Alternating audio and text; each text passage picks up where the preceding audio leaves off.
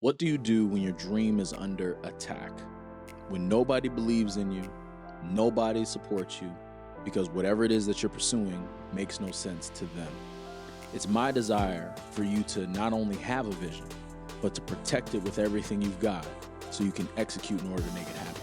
So we are going to be talking about how to protect your vision and how to silence the doubt.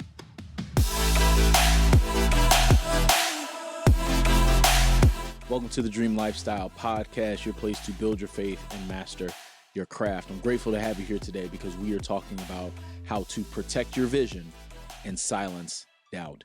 And this is a very prevalent topic, particularly for dreamers. I'm talking about people who dream big. I'm talking about people who have big vision and little resources, people who have this thing within them that says, I want more, but everything around your environment says, how are you going to do it? And I believe, number one, I want to start off with saying that whatever is in your heart to do, it is possible. When I say it at the end of every single episode and every single conversation, when I say your dream is possible as long as you work for it, that's not just a saying that I figured out. That is something that I live, it's something I embody, and it's something that I truly believe. And I want the same for you. And so, when we're thinking about protecting our vision, we need to, number one, we have to make sure we have a vision that is bigger than ourselves. Your vision should not just impact you. Your vision should not just benefit you. You should have a vision so big that there are other people involved. You should have a vision so big that it inspires other people to figure out what their dream is. For a lot of us, when we attach ourselves to causes and dreams and visions that are bigger than us, we find ourselves able to do a lot more. We find ourselves with the ability to persevere a lot more because we understand and I have identified problems that are bigger than us. We've identified situations that we want to fix as a result of us living our own lives. We become more confident and we become bolder to take action in order to make it happen. When the obstacles reveal themselves, when the naysayers come, we need to understand that our mission is not for ourselves, it's for them.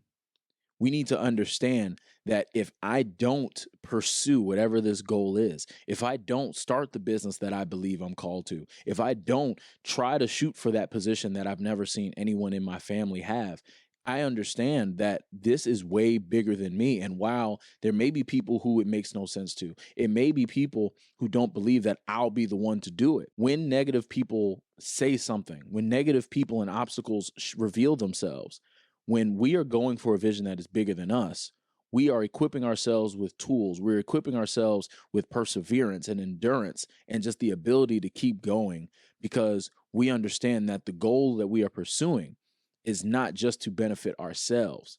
When people have goals that only benefit themselves, it becomes a lot easier to get knocked off their path. It becomes a lot easier to lose sight of where they want to go whenever anyone says anything to them, or just when an obstacle presents itself, when things get difficult. However, when you have a vision that is bigger than you, when you have the type of dream that impacts generations, when you have the type of dream and passion for something that will positively influence other people around you, the energy that you have towards that goal and that dream grows exponentially simply because you're not going to allow yourself to be stopped by your own personal emotions or your own personal feelings by whatever's being said to you, by whatever's being done to you. There's a grit that comes when you have the type of vision that impacts the world around you and in a positive way, particularly because I can tell you with everything that I've done, I've had naysayers. I've had people say that what I wasn't going to do or what they didn't think I could do. But it's because I focused on the people that would be positively affected by my success. I focused on the people who would want to pursue their goals and dreams as a result of my success. And I knew that the things that I was going for, the things I was doing, while it may have been foreign to the naysayers, while it may have been foreign even to myself, I knew that it was going to benefit the others around me, the dreamers around me who needed to see someone step out in faith and get the job done. And that all comes with really identifying and getting clear on a vision that is bigger than you. And once you have that vision that is bigger than you, when people, because a lot of times our obstacles, particularly when you're first starting out with that vision, it's people. But the second thing that you need to do is you need to have grace for people. You need to have grace for people. And this might be hard for some. Some of you, this may involve forgiveness. Some of you, this may involve just ignoring people. And that's okay, because you have to do what you have to do to grow. But when you have grace for people, there's a certain level of you'll handle them more effectively, I'll say.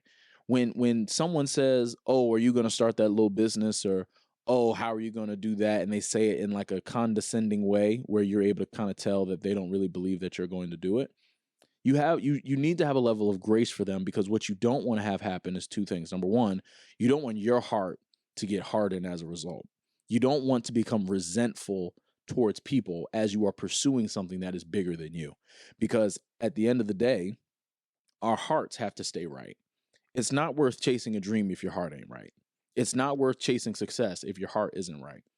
So we need to have grace for people just for the benefit of ourselves, because we don't want to wear any weight that we don't need to bear. The road to success and our goals is already hard. So we don't need to make it harder by holding on to things like resentment, holding on to offense and everything like that. I remember when I first started Craft Your Dream, this is a story I tell everybody. I remember my mother, when I first started, I was still figuring out the systems. I was figuring out programs and figuring out all the stuff. And I was just making shirts. And she was like, "Trev, I never would have thought that you would graduate from UVA and you would just come home and make shirts." And oh, when I tell you, that hurt me to my soul, But it was a great lesson for me. It was a great moment for me to give my mother grace, because number one, I didn't want that to mess up my big vision that I had for Craft Your Dream, which is coming to fruition. But number two, I understood that she didn't have the same perspective I had. And that's not a knock to her. That's my mother. I absolutely love my mother. Right. But and while she might have said something to me that I could have taken offense to, she said something to me that I could have resented her for, because wait, this is the business. I know it's going to work, blah, blah, blah. How could you say that to me? That would have been a distraction. But because I had grace for her and just understanding, listen, I'm not going to focus so much on this negative talk. I'm not going to focus so much on this doubtful occurrence or this doubtful situation in this conversation, rather. I'm going to focus on the vision that's bigger than me, but I'm going to have grace because I understand you don't see it the way I see it. And that grace that you give people as you have this vision will help immensely just in your own mental focus when it comes to executing on your goals, simply because, again, your heart's going to be pure because okay, I have a vision that is bigger than me. I have a vision that means something to me. I have a goal that is really going to help change lives. I have a goal that's going to impact people, and it's going to motivate people. It's going to help people change their lives, whatever it is. Your heart's going to be pure, but you have to have grace for people, because people are going to people. People are going to be people. You're going to have people that love you. You're going to have people that hate you. You're going to have people that support you. You're going to have people who think you're going to fail. That's life. It's life. So better to not have resentment. Better to not take offense. Better to just say, okay, that's what you think. That's wonderful. One, I understand that you don't have the same perspective as me, and that's okay. Number two, I will not allow your negativity to impact my heart posture. And that's why you must have grace for people in order for you to protect your vision. You must have grace for people so that way you can protect yourself and protect your heart. Because if you don't, I promise you, it will destroy you. It will eat you up. It will eat you alive. So have grace. Have grace for people. Just be understanding. Hey, you don't understand it like I do, and that's okay.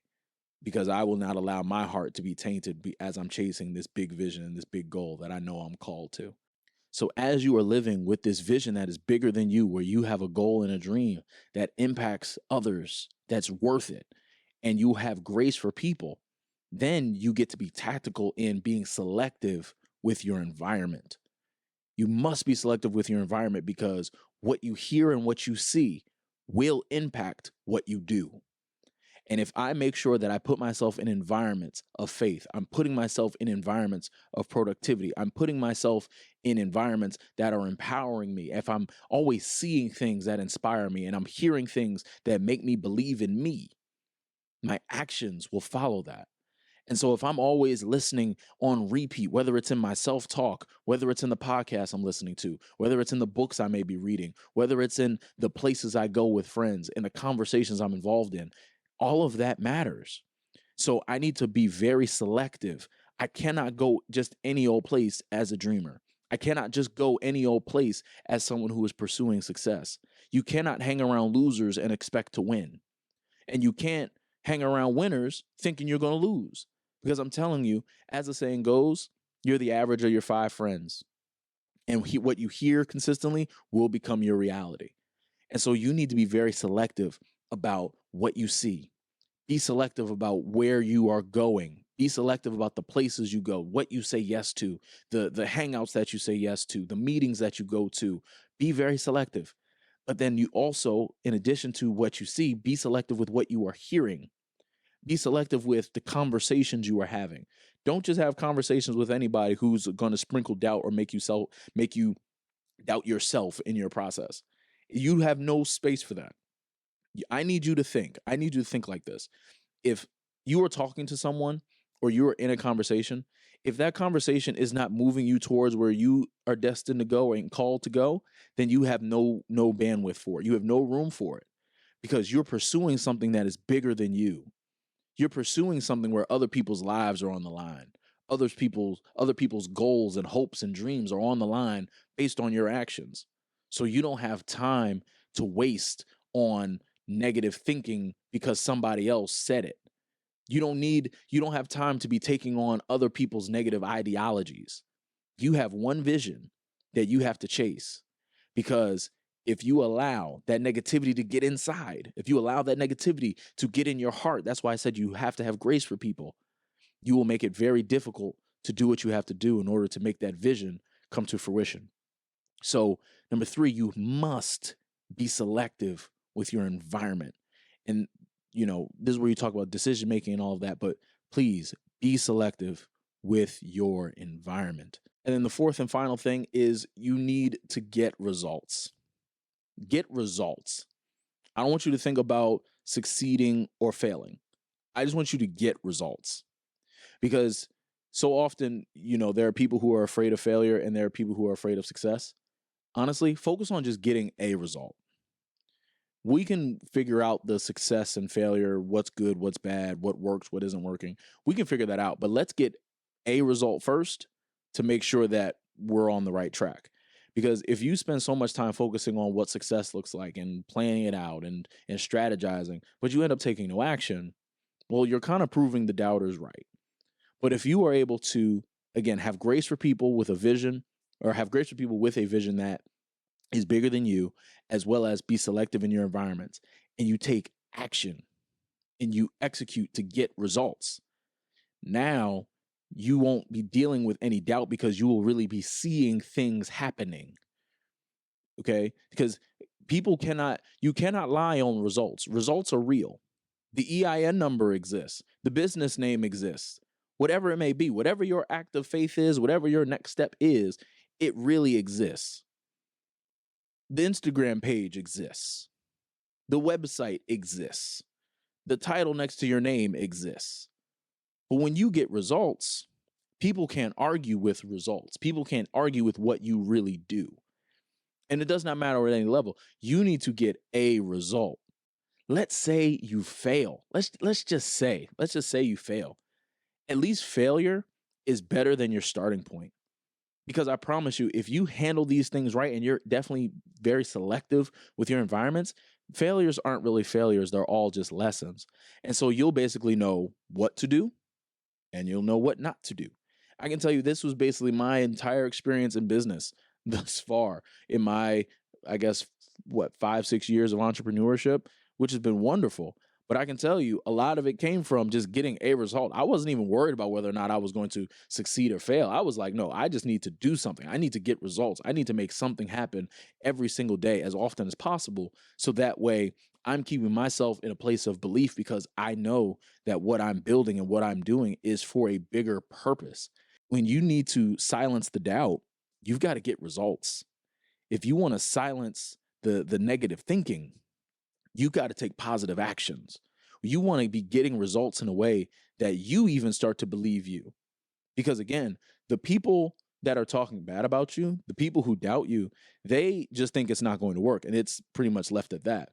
You might just be at a place of uncertainty about whether or not it's going to work. But you just know I have a big goal, I have a big dream. I myself don't even know how it's going to happen. But you know what? I am willing to find out. I'm willing to try. And when you have that spirit of try, when you have that spirit of I'm just going to give it my best shot, you will make it very easy to silence the doubt because every single step of the way, your only focus is I'm just going to get a result. I'm going to get a result regardless of what a friend of mine says. I'm going to get a result regardless of how difficult it is. I'm going to get a result so that way I know what I need to do to move forward. I'm going to let the result give me information. I'm not going to be strategizing of, oh, this is what success looks like. This is what failure looks like. I'm going to go at the task. I'm going to go at the responsibility. I'm going to go at the next step in the best way I know how and get a result. I don't care what anybody else thinks because when it works, when you get the right result, when the business takes off, when you get the promotion, when you achieve the goal, let me know what they say about you then. I promise you they'll be the first ones applauding you. Wow, that was so awesome. I can't believe it. I can't believe you did it. How'd you do it? How'd you do it? Because I'm telling you, that's how this thing always works. At first, people will say, man, that's like a lot. Are you sure you want to do that? Are you sure you want to take that on? That just, a lot of people don't really succeed at that. You know, like, how do you know you're going to be the one? They'll say that.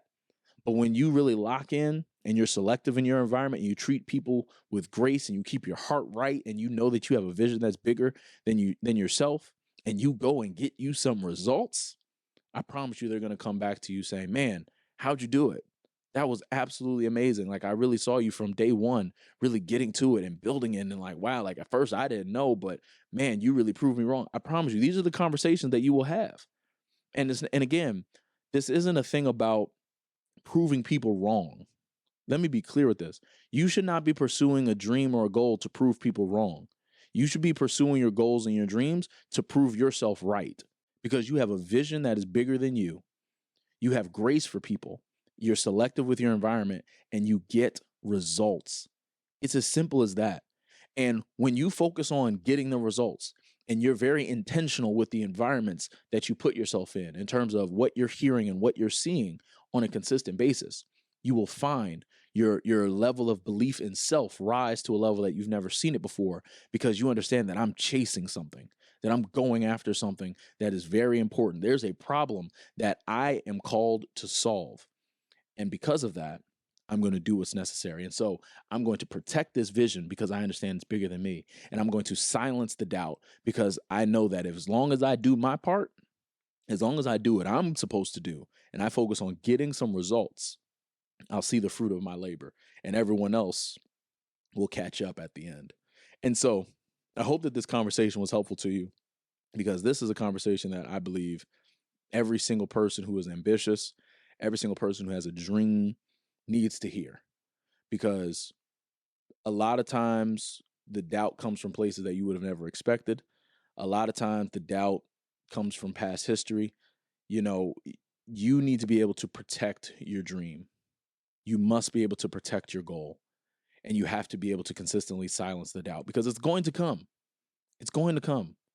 Every single person I know has dealt with self-doubt in some way, shape, or form. But the difference is some people know how to turn the volume down on the doubt. They know how to turn the volume down on the negative thinking, the negative self-talk, and they know how to tune that out and focus on what's ahead of them. And I want that for you. So, I hope that you guys really get something from this, and I hope that you really apply some of this to your own life. And so I just ask you to share this with someone. I want you to share this episode with someone because someone that you know needs to hear this, whether it's a friend, coworker, family member, just someone you know. Send this to somebody I challenge you to usually send this to one person, and I'll be grateful and thankful, and they'll be grateful and thankful. So, as you do that, as you prepare for next week's episode, go check out last week's episode. I appreciate you, and like I said, protect your vision. And please know that your dream is possible as long as you are willing to work for it.